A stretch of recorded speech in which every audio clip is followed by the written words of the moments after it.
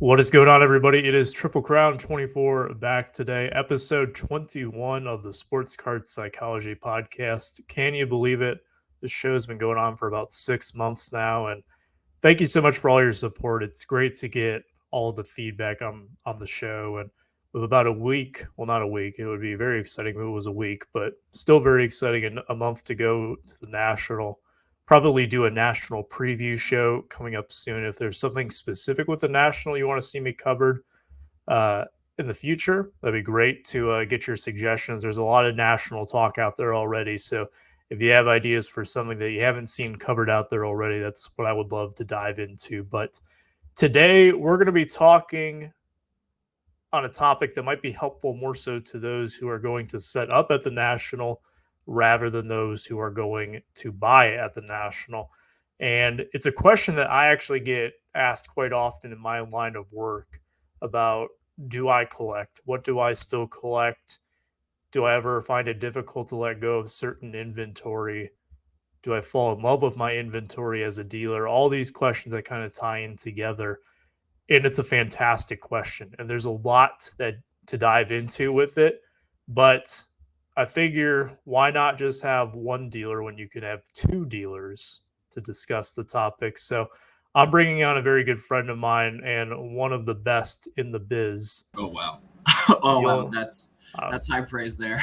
I'm giving him high billing here for sure. No, he deserves it.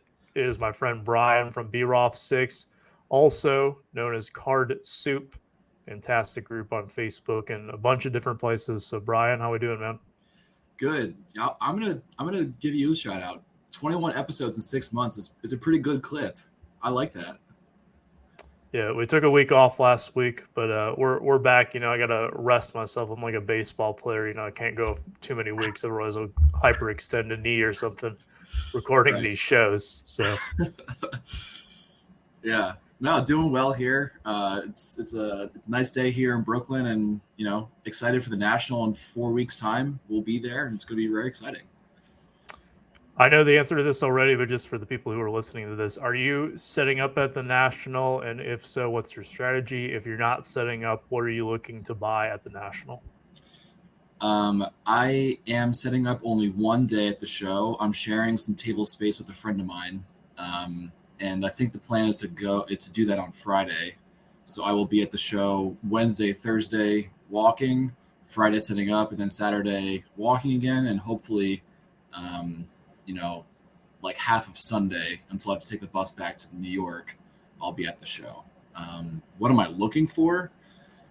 Well, I always want to try to get a national or do a national where I pick up a card for myself. At least a card for myself.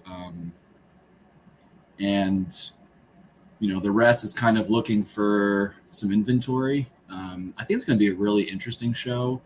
Just the timing of it with the way the buyer's market is right now in terms with regards to sports cards, and also just the financial market in general is interesting time to have a really huge card show like this. So it's going to be a really interesting show, to say the least, I think. Yeah, I believe that is an understatement. There's a lot of speculation right now about what we're going to see when we walk in the doors at Atlantic City this year. And it'll certainly be exciting, and you'll get to experience it from both sides of the table, which I think is really cool.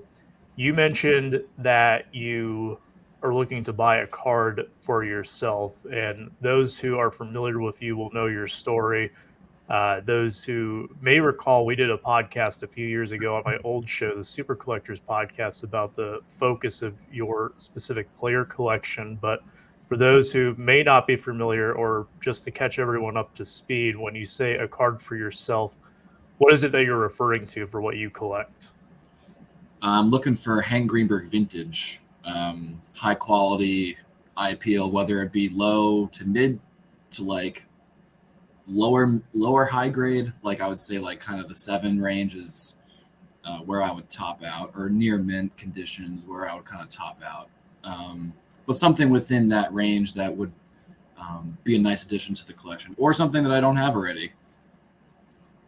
That might be difficult. Your collection is very in depth, and I know sometimes the more exciting pickups can sometimes often be duplicates, just because he's a guy who doesn't have a tremendous amount of stuff out there. But that could also be, I guess, beneficial from your position too as a dealer, and that's the focus of today's show, is that balance between the two. So the last time I spoke to you in podcast form, we've talked plenty of times since then, but on a podcast, you weren't a dealer. You weren't selling cards, full time. So a lot has changed in that regard. For you, what is the biggest difference between the last time we spoke on a podcast and now with how you approach your collection? How's being a dealer changed that?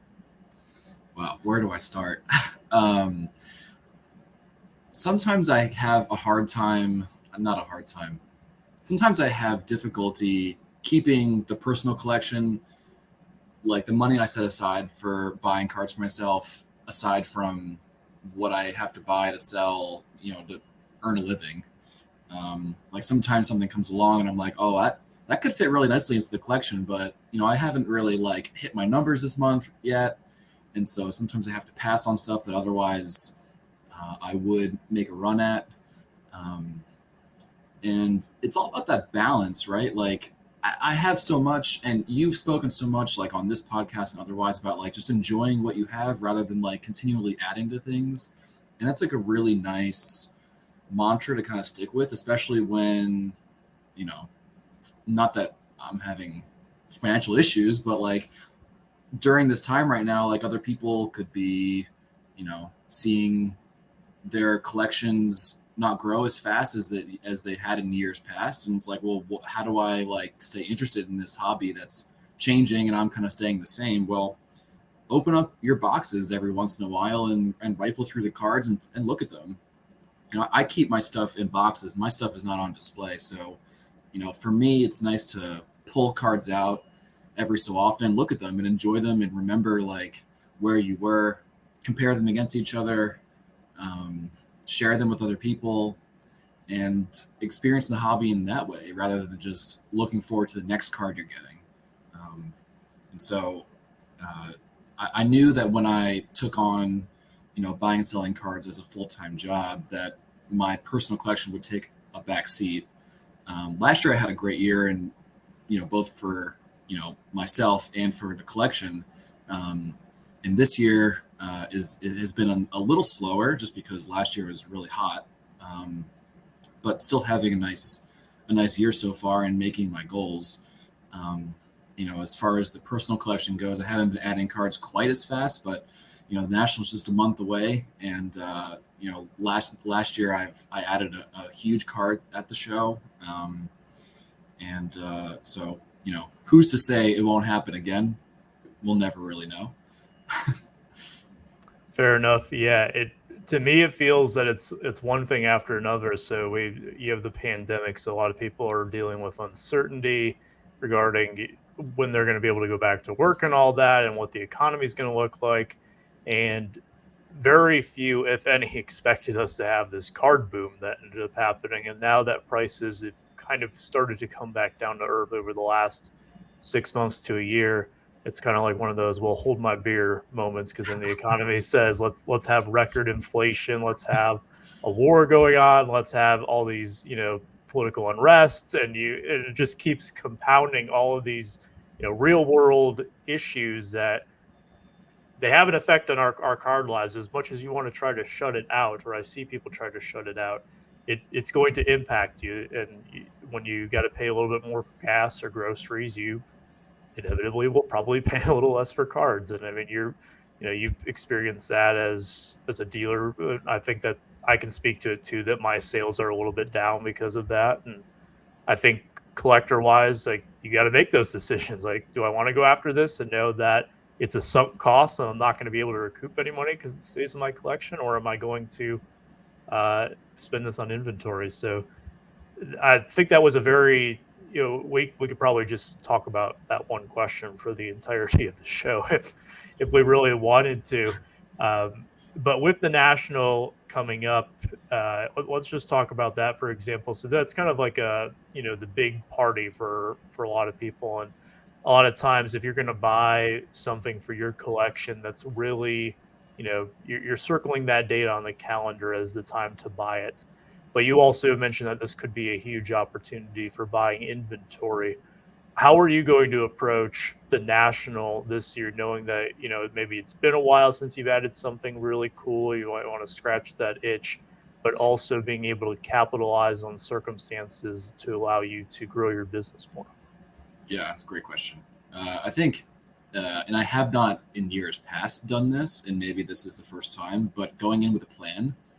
I think you may have spoken about it in the past. You do such a good job of talking about these like really interesting topics that people often think about but don't really verbalize.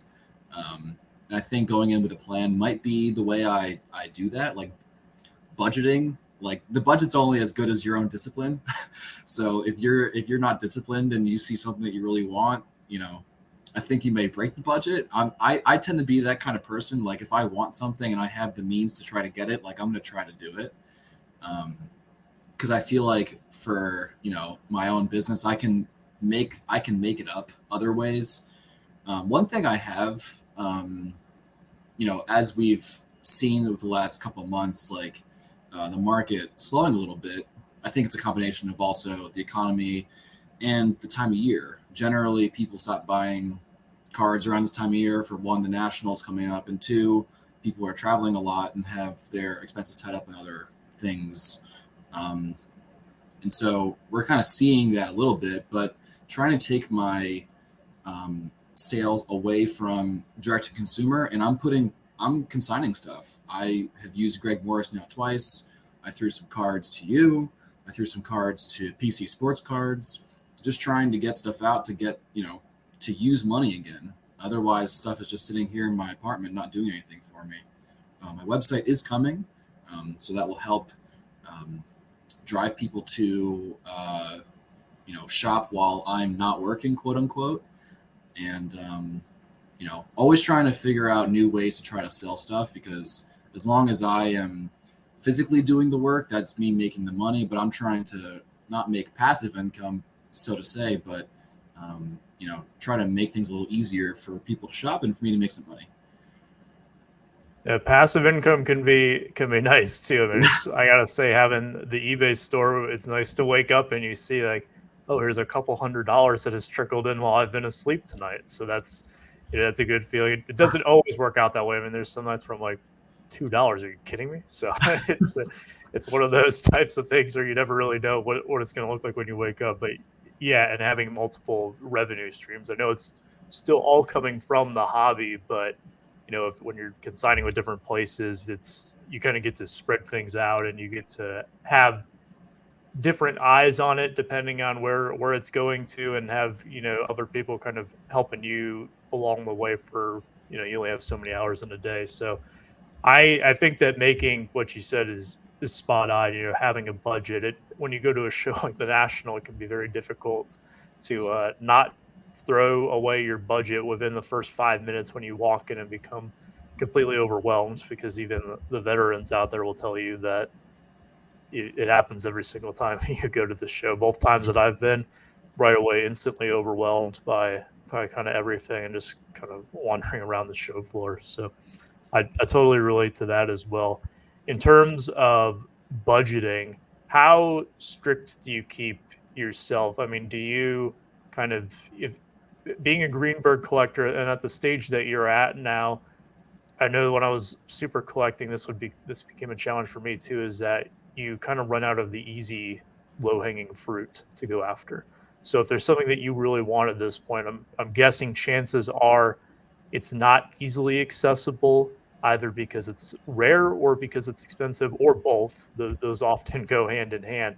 So do you ever give yourself a bit more of a leash if for certain circumstances, or are you pretty firm with where you're at, where this much can go into something that I want, or this much can go into inventory? Yeah. For the few cards on my checklist that I don't have, and I've kind of always said this, like sometimes you have to overpay for the card that you want. And if that comes at the national, then, that's great. If it also comes any other 51.5 weeks throughout the year, like that's great too. And sometimes, like, I think, especially people who have not been to the national, like, you cannot find every single card in existence at the show. Like, there are some things that just simply won't be there, for one reason or another, and we can like list 10 reasons why they may not be there. But going back to what you were saying about Hank right now, his prices right now are probably the highest they've ever been. I think people at the end of 2021 and beginning of 2022 finally kind of woke up to how uncommon his cards are. He doesn't have a ton out there from his contemporary years, and how great of a player and individual he was when he played. I kind of in the back of my head think sometimes that like my collecting style and my like habit of sharing like my collection, on social media has some influence over that. I mean, maybe that's being a little conceited of me, but I have a lot, and it's a unique way of collecting. And I think when I've gotten notes, it used to be like every week people trying to buy cards from my collection, and I have to tell them no. So combating, like, he doesn't have a lot of stuff out there, with also his prices are really, really hot. His cards are just really, really hot right now. It might be I was telling my friends Michael and Sean that it might be a show full of really high-end Greenberg cards that are like 1.5 times to 2 times like what they go for. And I think we kind of have to be prepared for that. Whether that's good or bad, because we want to add things to our collection, or it makes the value of our collections already grow. That's kind of for us to navigate. But I think that's going to be a possible reality that we're going to have to face in a month. It's one of those have your cake and eat it too scenarios where it is nice to know that the value of your collection has gone up. But I've said this probably every single week on the show. Nobody buys something and says, man, I hope this is worth 50% of what I've just paid for it tomorrow. We just don't say that. But the bad side of that is that generally the rest of that player's cards are going to be going up as well. And I think that's certainly the case with just market trends in general. People are really trying to carve out what is going to be considered rare when the dust settles, especially in the parallel era that we're in now. That's not really something that you have to deal with too much, given that you're a largely pre-war collector, where your parallels are kind of condensed to a tab being cut off on something or not being cut off, or a spelling error that was corrected later on. There's no first off the line or anything really to chase with Hank Greenberg. So that is certainly nice.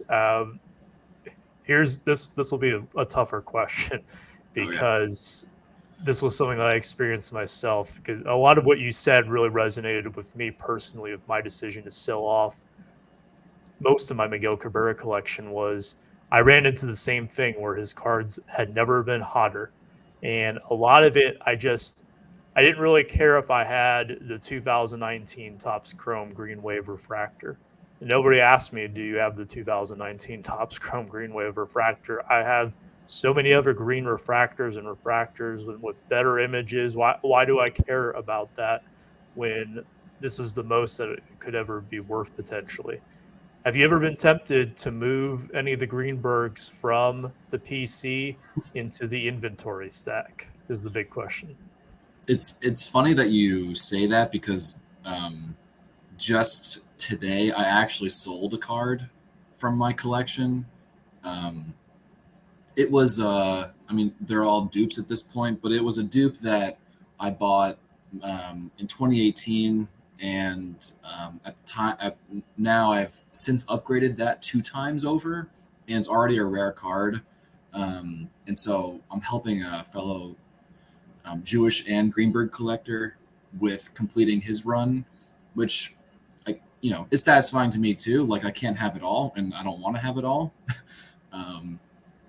But you know, I did just mail that card off today earlier, dropped it off at the post office, and so I don't think I'm going to miss it because it was, you know, the more I like kind of looked at it, the more I felt that it didn't really belong in my collection anymore.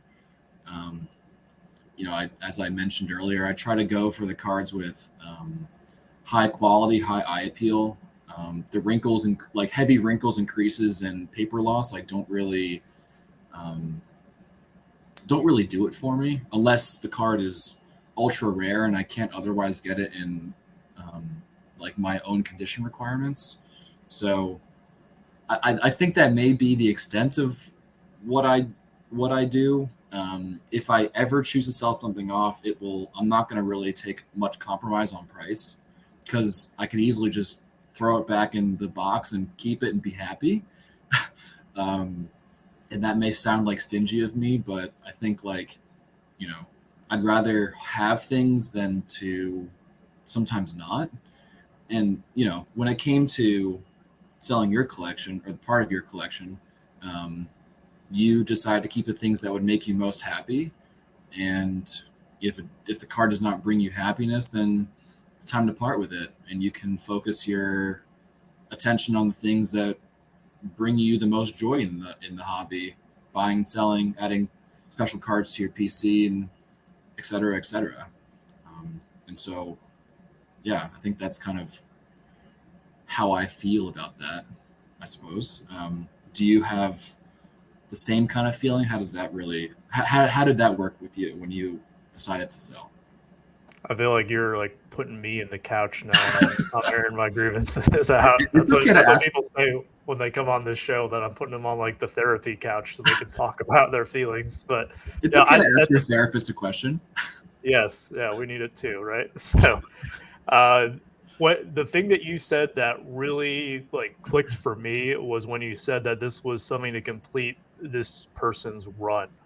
And for me too, that was, I connected with the people that I was selling these cards to. Like the majority of my collection that I sold, I know who these people are, and they talk to me, not even just like about Cabrera cards, but like we've just talked about things in general, just like, you know, two buddies who met at a bar just having a drink.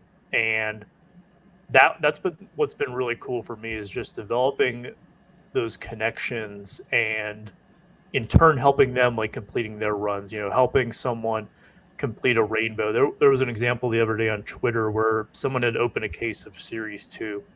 I know a gentleman whose name is also Brian, who collects Andrew McCutcheon. He's a very devoted Andrew McCutcheon collector, and I know that he likes the color match stuff, as we all do. And there was a Mother's Day pink out of 50, and they're not as easy to pull anymore as they have been in years past. So when I saw that, I immediately tagged him. I said, "Hey, this guy just pulled this. You might want to see if he can work it out." And they worked out a deal so that he could get that card. And I'm not even the one who sold him the card, but that just felt good to me to be able to, you know, connect that, because I've been in that spot where I needed a card to complete a run. I'm sure you have been there as well, and you know the excitement and the joy. And I'm sure there's been people who have come to you and told you their stories from cards you've sold them where you've completed their run. And that's what is probably most rewarding to me about that. Is that, would you say that it's the same sentiment for you? Yeah, and more often now it happens when I help people complete their vintage sets, like with acquiring like the one or two commons they need for their 60s set. And for me, like selling a common at like 10 to 25 cents a piece is not like woo, but like, you know, the satisfaction comes for me like when I help someone complete their set, because then they can, like, metaphorically or whatever, close the book on that. So yeah, I think like helping people in the hobby is just fun. Like I've been on both sides of that. You know, at nationals, people will see something that they think that I would want. They snap a picture, send it to me, and they tell me where the table is, and I do the same. I try to have I try to hunt for people, and that's really fun. I had a competition with Max in 2019 of like who could help the most people find the most cards and like lead them to buy them. He ended up winning it, but it was just a really fun like little game that we played. I think like the last 2 days that we were there, and yeah, it was just like the kind of cool things that you can like find enjoyment from, I suppose. I think people can definitely relate to your passion. Like when I hear you talk about your Greenberg pickups too, and it makes me like want to be a better collector. Like when you hear stuff like that, I don't even know how you really be a better collector. Like, do you get more? But I want to. However, I can't even articulate what I'm trying to say right now. But however that makes me feel, like it motivates me, I guess, to add to my collection. I'll put it that way, or appreciate what I already have, like we talked about earlier in the show. I want to touch on something else that you said a little bit earlier, because that will kind of guide us to the second half of this discussion. Is when you move that Greenberg card today, you were telling me about the certain aspects of it that you weren't as fond of, right? It doesn't fit what you look for in vintage, and everybody has a different, criteria in vintage. We did a show on that back when the podcast kind of first started, about eye appeal and vintage and what's most important to you. If anyone wants to go back and listen to that one, but you're talking, I'm the same way with like creases on the face or anything like that. That's, unless you're giving me a super steep discount, I'm not gonna really jump on that. I feel that a lot of that is reflected in your inventory, being able to see it and kind of see what you have, and just kind of lurking and looking at what people are going after. A lot of what you do as a collector kind of reflects to your inventory in terms of what you look for. Would you agree with that assessment? Like when you're going to buy inventory, do you think like you do when you're looking to add cards to your Greenberg PC, or are you a bit more? I mean, of course, you're going to be open-minded, but are you a bit more loose with what you're willing to buy? That's actually a really interesting question, because I think when I go to buy stuff, I am picky. Like I went to a flea market this past weekend, and I didn't see a lot that I could buy, but there was one dealer who had cards, and he said that like he told me that he was negotiable on prices, and nothing really jumped out to me. So I chose to pass, but there were certainly cards that I could have used. I think people would have bought them, or I could have, done okay. I don't know. Maybe I passed out something I should have bought. I don't know. I'm never gonna really know. But I do try to be somewhat picky with my inventory, because I can only like physically house so much of it. I'm trying to like really slim down the shelves in the back. That's another goal of mine for 2022, is a lot of like binders and complete sets and stuff that I just would rather get rid of. And hopefully the national people start, would buy my complete sets, and then like with the introduction of the website, it'll be easier for people to shop that kind of stuff. But yeah, I try to be, I do try to have like a more discerning eye when I buy for my inventory, because I also know that people like to buy quality cards. And I think there's like sometimes more satisfaction that comes with like owning a really nice looking card versus like a beater. But there are plenty of people out there, and I don't want to like disparage anyone who collects low grade beaters, but like that is a certain segment of the hobby.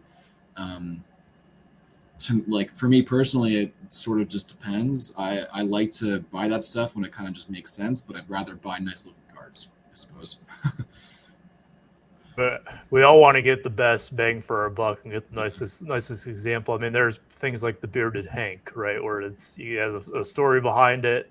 Fantastic. Go check out that video, by the way, if you're not up to date on the story of the bearded Hank. It's a fantastic tale, and there's probably people out there that are like, "What is he talking about right now?" But I love that card. yeah.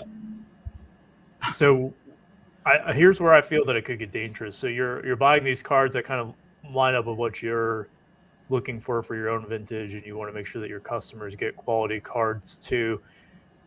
You can I feel that opens the door to falling in love with your inventory, which is a huge trap as any kind of seller who's not even wholesalers to some extent deal with this. For people like you and me who are more individualized, resellers, or just we buy up collections and make these cards available to people. When you're buying cards that really fit into what you like in vintage, are there things that come through the doors that you're kind of sad to let see go, or maybe you're a bit hesitant, not because you think that it's undervalued or anything? Well, I guess that could be one of the reasons why, but just because you like it too much to really depart with it at a price, even if you get the number that you want. Do you find yourself hesitant on certain things to say, you know what, I'll let this go? Absolutely. You would probably agree with this too. Like there are certain cards that you just kind of come into when you're buying and selling cards that like you think to yourself, well, I have this and I want, my objective is to sell it, but if I sell it, I may never own it again. Um, and only because like either it's unique or it's something high end that you kind of just found your way into. Um, some of those were I had a nice looking Hank Aaron rookie. I know you also had one and would probably like also categorize this in the same way. Like that was a hard card to let go of. Um, what else? I had the 85 Nike promo of Michael Jordan. I've had a couple of those. Those are often hard to let go of because they're just so cool. Um, God, what else? Oh, I had that the Propagandist Montiel Stan Musial pre-rookie card. I will likely never own that card again. That was really fun to own. Um, so I can go on and on. There was like an amazing Mike Trout sleeve patch from his rookie season that I got. That was numbered to 10. I owned that card for maybe about 3 hours. That was hard to let go. So, I could go on and on, but like, yeah, there are definitely cards that I look back in my Instagram feed and I miss because they were just so awesome. Um, but, it's just kind of part of it, and knowing that like down the road, there will be others that I'll enjoy and have the same feeling over is something I kind of look forward to in some like grim, strange way. There's always something new to chase. And I'll follow up with this question too. Something like a Jordan Nike promo or a Hank Aaron rookie, they are incredibly cool. This is not to downplay them, but it's not like these are one of a kind items. Like you've said that you've owned multiple Jordan Nike promos, and I imagine it was probably easier each time to let them go just because you've been more exposed to it. Do you find that it's a little bit easier on cards like that, where you can kind of, yeah, the chances that you'll see another one again is a bit higher? Like I fully plan to own more Hank Aaron rookies. So while that was my first one ever, it will always have a special place. You always remember your first, right? You always remember your first Hank Aaron rookie. Ask those back pages about that. Um, but I plan on owning more, so that kind of gives me a bit of comfort and knowing that this won't be the last one. Do you feel the same way too, where maybe something that's a bit more rare, like that Trout card, that being out of 10, and if it's a particularly cool patch, may not as likely to see something like that again, Yeah. maybe from a different product, perhaps, but not that exact card like that. Yeah. Um, you could search eBay at any given time and find a selection of Hank Aaron rookies or Nike promo Jordans. But then you also get into like, well, I'm into this card for like X amount of dollars, and I don't know if I could like replicate that same kind of success now. Um, it's interesting now when it comes to like buying raw cards on eBay because now you have the authenticity guarantee that kind of protects you. Um, so like if you wanted to take a chance on a a raw Jordan promo, which is heavily faked. You could have like more security in that feeling because you have a grading company that essentially authenticated for you for free. So I mean, there's also like there may not be a better time to buy that card than now, knowing that like if you buy a fake one, you can get your money back. I don't know. I think there are different like angles to kind of approach that. But yeah, I think I guess to answer your question, there are always cards that, I mean, none that I have right now, maybe some, but like none that I have right now that I would like sincerely miss if I sold them. So I'm sure that there are some cards that you've bought and sold and not regretted, but sad to see it go kind of thing. Yeah, and just like your story with the trout, it was the ones that are usually gone right away. Like I'll give you an example of a story just yesterday. Good friend, and he's appeared on the show before. Andy, she blinded me with her fractors, texting me about the 65 mantle that I had picked up at the show that I went to the weekend before we're recording this, and complimenting it. And I talked to him later that night, and I said like, "Yeah, I already sold it, man." So it was gone, and I picked up the Willie Mays Superfractor from Ginter Chrome, and that one was also gone probably within 24 to 48 hours of grabbing it too. But it's going to people who are enjoying them, and I was able to make them available to these people who couldn't go to these shows and find these on their own, or perhaps bring it to light where there's a lot of times on eBay that people are probably not even looking for a certain thing, but when they see it, it hits them. That's kind of how I approach shows often. Is if people ask me what am I looking for, and I tell them I'll let you know when I see it. kind of deal with that. So you mentioned one little phrase there that I hear more and more often, and it's become a pet peeve for a lot of people, like how much you have into something. And this could be a whole show here, but I'm running into this a lot. I'm sure you've run into it too, where dealers will say, I have too much into this, or I can't do that. I've got more than that into it, where it's almost like taking a loss would be something that is absolutely unheard of. Do you think that it's more so about that idea that they can't take a loss, or they don't want to feel like they lost? Or do you think it's more so that they love the card that they have so much that they're not willing to kind of listen? I don't want to say to reason in terms of market value, because it depends on what the card is. If it's a Luka Prism rookie, it's pretty straightforward of what they're worth. There's not too many variants between the quality of the PSA 9s and 10s out there. So what makes yours so special is kind of my take on that. Whereas if it was something that's a bit more scarce, a bit more rare, where it's maybe a bit more subjective, I could definitely see that more. But in your opinion, which one is it if you had to pick between the two? Is it that they love the card too much, or they just don't want to take the L? That people can't lose right now, or can't like come to grips with losing. I mean, there are cards that I take shots on and I like lose money or lose time losing money on all the time. And I think it's just kind of like every buy you make cannot be a win every time. Like you have to take chances. And you have to spend money to make money.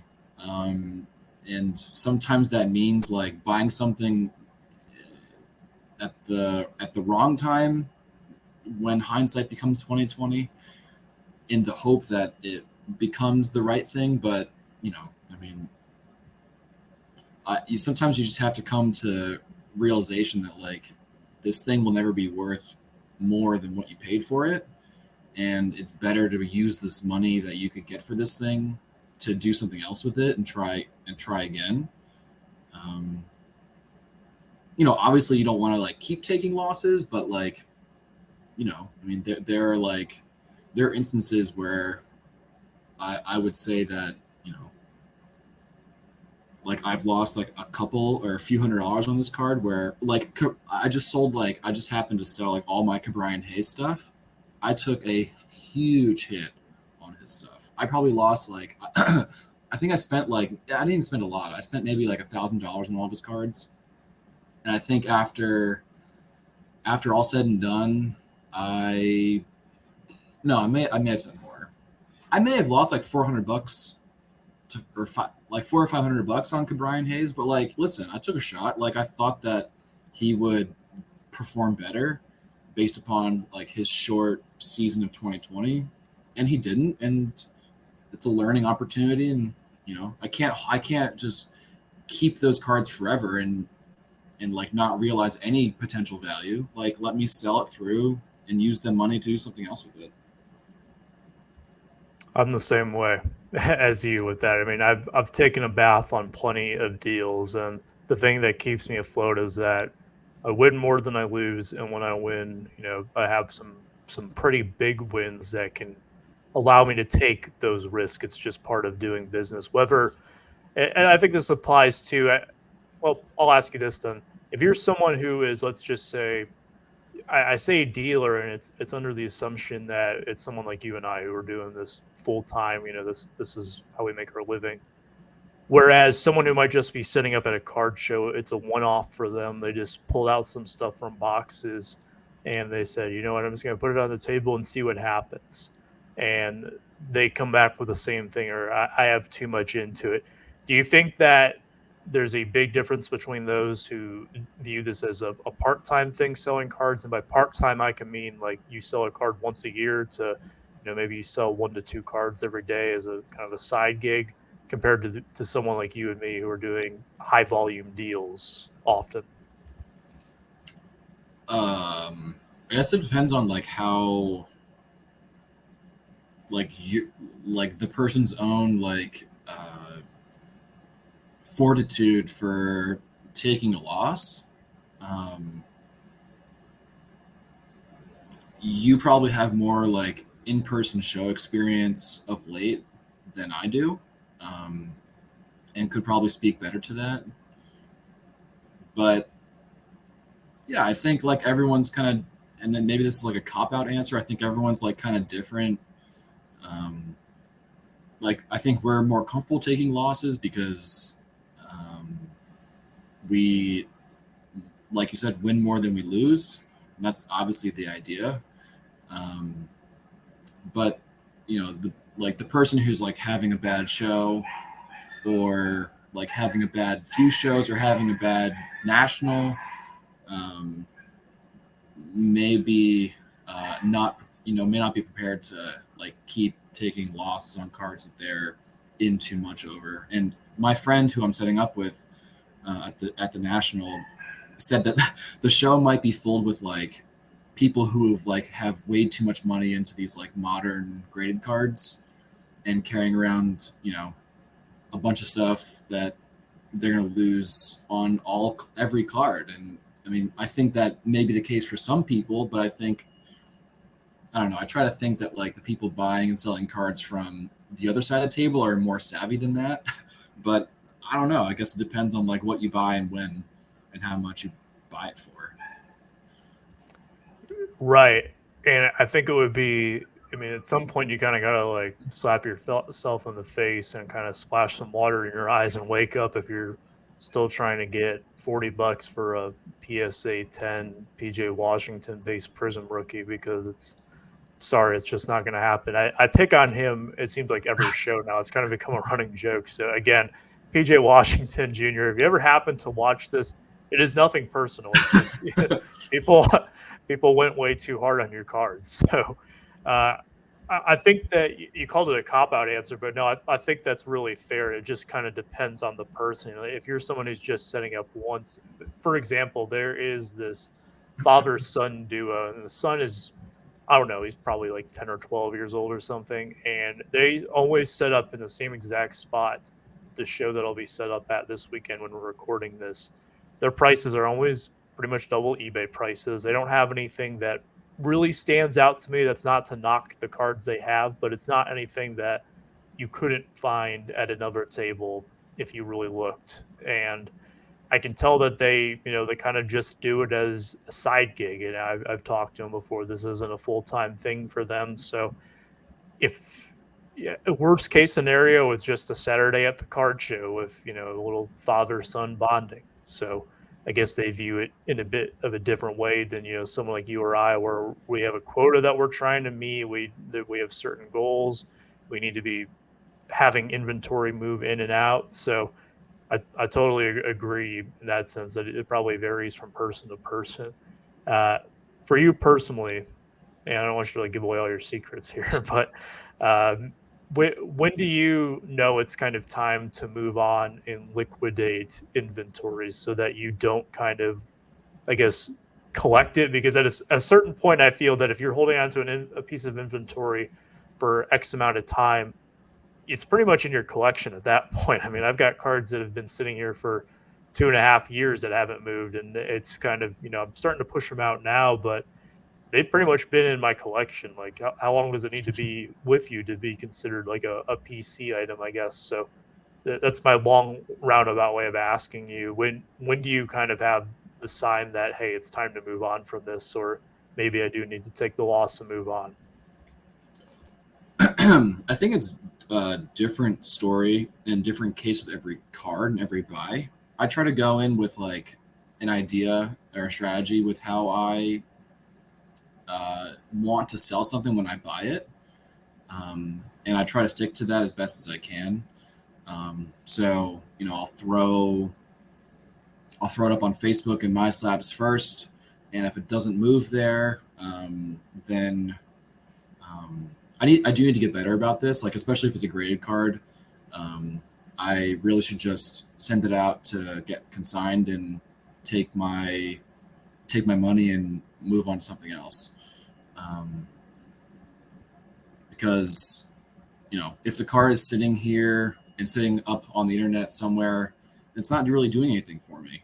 I mean, it obviously depends on like what my intention is with it, but like, I'm not a prospector. I'm not buying Jordan Lawler in hopes that in 3 years that he's going to make the majors and rip the cover off the ball. I'm buying guys that have already been established in some respect, and or players that have established their careers and even passed away. And so like my outlook on a card like that is not always the same. Like, sometimes I want to move a card more immediately, and I work harder to do that. Other times because I know I'm into something for like the right amount. Sometimes I'm patient enough to get my number, and it. Sometimes I don't care like how long it takes me to sell something, but I do need to do a better job of like cycling things out when they're just kind of getting stale, to use the money again for something else. I think most vendors can probably relate. I mean, I briefly talked about it, but I have the same problem where I need to be better with that too. Like, I was looking the other day, and the longest a card had been in my store was for 2.5 years, and I've sold these cards, like the same card before. I just happen to have multiple quantities of it, so it's not like I have no data to show that it will sell. Like, there has been a few of them that have sold over time, but at some point I got to just move on and put it in the quarter box and just we'll kind of clear it out and get some cash for whatever the next project is too. So that's something I can totally relate to as well. This has been a fun conversation, and I'm sad to see it end. So we'll do one more question here to kind of wrap up everything. And Okay. I guess to get some advice to those who may be listening out there, there's probably not too many out there who are in our shoes where they're doing it full time, but I would say that the vast majority out there sell cards from time to some extent. And what would you say is some advice that you would give to them on their mindset of when they have a card that they may not necessarily want, but they can't get the number they want, how to view it as inventory, how to view it as, a collector? Do I want to keep this in my collection? Should I move on from it? What is, I guess, your words of wisdom overall, if you were to give them some kind of guidance to what they should do with cards on the fringe of their collection? Yeah. I've kind of learned that it is sometimes okay to accept a fair offer if you have something priced on eBay or anywhere in a showcase or on a platform that's higher than market. Sometimes it's okay to not take or just to take a relatively fair offer, because every person out there buying a card is not buying a card to put it in their own collection, and you know we or anyone doesn't have to know like what the ultimate motive is to buy a card or a collection. Like people buy collections to put into their own collection. As insane as that sounds, it happens. But I think that would be like my best advice is to not be afraid to take a fair offer. If you're really motivated to sell something. If you're not motivated to sell, then I think the best thing to do is like how you have done is make an analysis. Like two piles, like these cards bring me joy and these cards do not, and for the ones that do not, like move it on and be happy with what you get, because the people are giving you money for things that you don't want.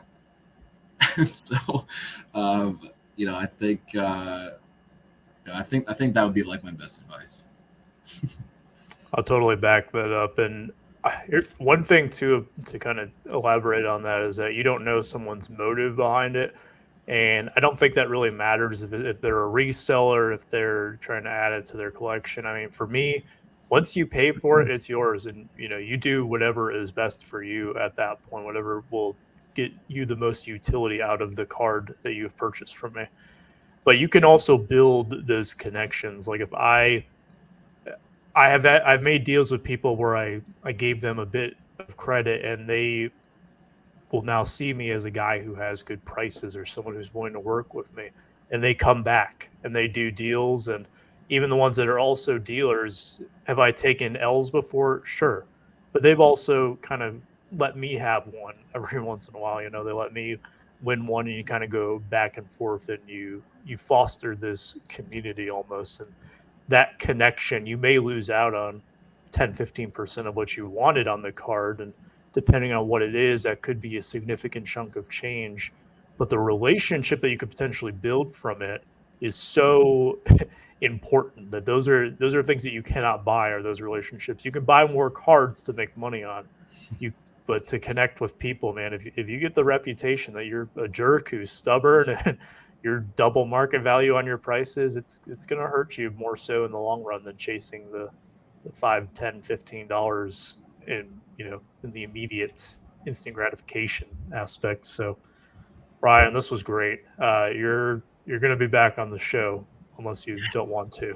But it was great to have you on. We discussed this when we were about to film this episode. That I had several topics that I pitched to Brian, and I have probably a few more that we could talk about. So if there is something that you guys in the comments on YouTube listening to this really want to see us dive into, maybe from a dealer's side of thing, I would love to hear your suggestions, and we can revisit it in a future episode. But Brian, do you have any closing thoughts here as we end the show?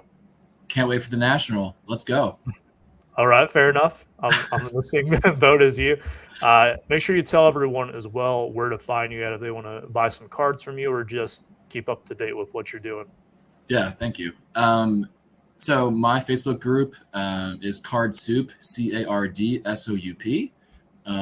The group has just over 200 people. It's a close-knit, tight group, but always welcoming new people who like to contribute. You can also find me on Instagram with the same handle. And that's my buying and selling account. I also have my personal collection account. It's at Hank Greenberg Collector, all one word. And I like to post new stuff I get there too. So, always like to engage with people. We'll link your CardSoup group and your YouTube channel down below so that everybody can find you there. But again, everybody, thank you so much for listening again. If you have any suggestions for dealer-related topics or national-related topics, I am definitely taking those for future episodes of the podcast. I'll be sure to see you again next Thursday at 5:30 p.m. Eastern Standard Time, as always. Thanks again to our guest, Brian, for joining us. And make sure you go check out all of the old episodes as well. If you're traveling to the National, that would be a great time to catch up. If you're on the plane, download them ahead of time, or you're driving, just hook up the aux in the car and let it ride. And 21 episodes now in the books, and hopefully plenty more to come. So thank you guys so much for listening. Take care, stay safe, and be kind.